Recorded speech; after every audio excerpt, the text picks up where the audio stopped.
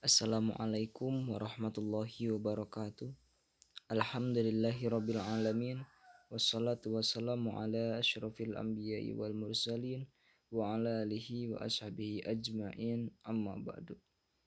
Perkenalkan, nama saya Deden Renaldi Alpian, NPM 101190085.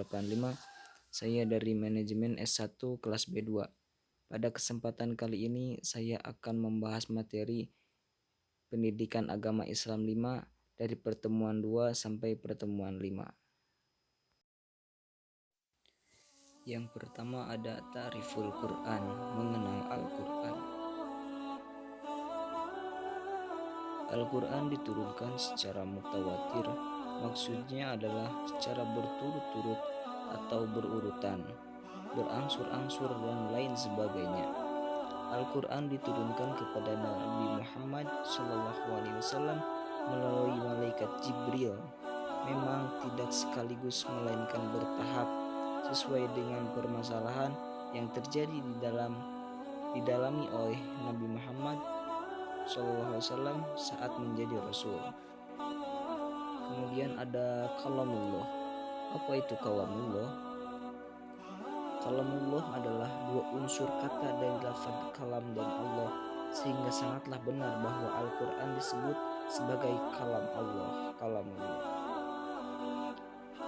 Kemudian ada beberapa hikmahnya, yaitu sebagai penguat hati Nabi Muhammad SAW, meneguhkan hati dan juga mengesahkan tekad untuk menjawab permasalahan umat, sebagai sebuah cerminan untuk orang mukmin terhadap kesalahan yang mereka perbuat. Dengan demikian kesalahan tersebut tidak lagi terulang. Untuk memudahkan dalam menghafal dan memahami, kemudian sebagai metode mendidik umat secara bertahap, kemudian sebagai bukti kebesaran Allah Subhanahu wa Ta'ala.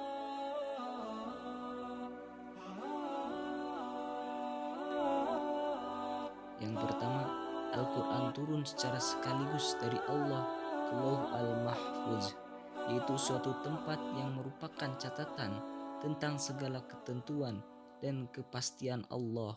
Disebutkan dalam surat Al-Buruj ayat 21-22 yang artinya bahkan yang didustakan mereka ialah Al-Quran yang mulia yang tersimpan dalam Lauh Al-Mahfuz.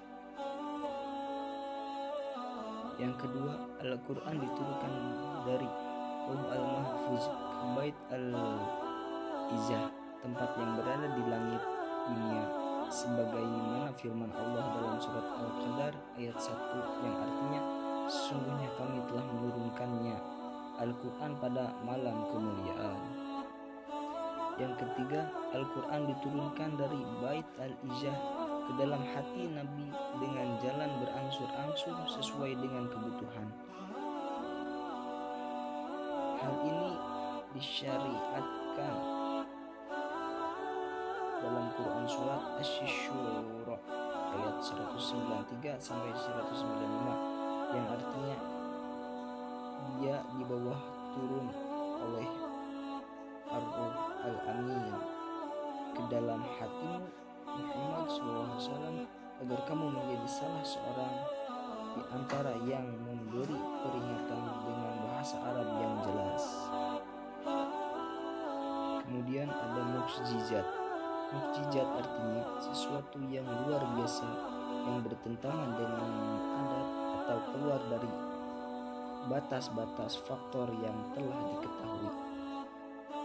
Allah berfirman yang artinya, dan jika kamu tetap dalam keraguan tentang Al-Quran yang kami wahyukan kepada hamba kami Muhammad SAW, buatlah satu surat saja yang semisal Al-Quran itu dan ajaklah penolong-penolongmu selain Allah jika kamu orang-orang yang benar.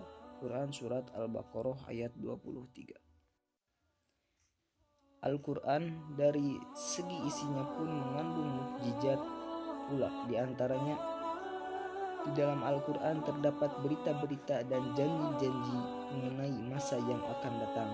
di mana hal itu merupakan hal yang di luar kemampuan manusia untuk mengetahuinya. Kemudian di dalam Al-Quran terdapat pula faktor-faktor ilmiah yang tidak mungkin diketahui manusia di tanah Arab pada waktu itu, tapi faktor-faktor tersebut dijelaskan dengan tepat dan sekarang dibuktikan kebenarannya. Al-Quran tidak diturun sekaligus. Seperti diketahui, Al-Quran turun secara berangsur-angsur selama 22 tahun, 2 bulan, 22 hari. Para ulama membagi masa turunnya Al-Quran menjadi 2 periode, yaitu Makkah dan periode Madinah.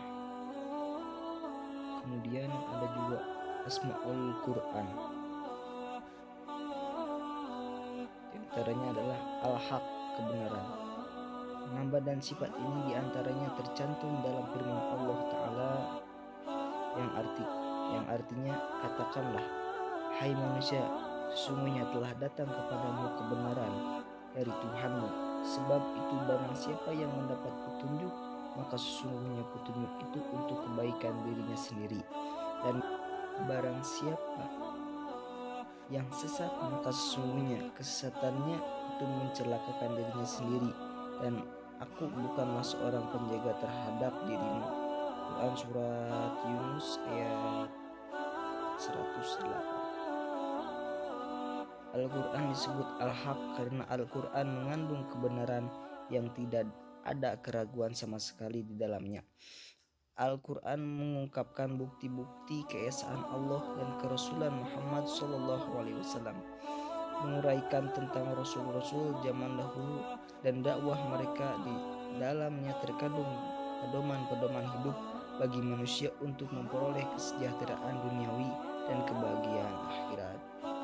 Kemudian ada Al-Bayan, penjelasan.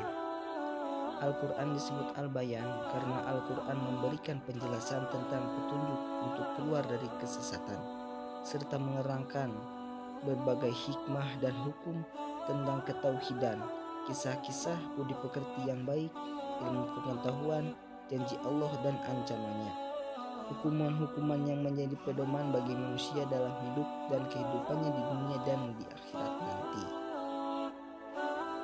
Cukup sekian yang bisa saya sampaikan. Mohon maaf apabila ada kesalahan. Wabillahi taufiq wal hidayah. Assalamualaikum warahmatullahi wabarakatuh.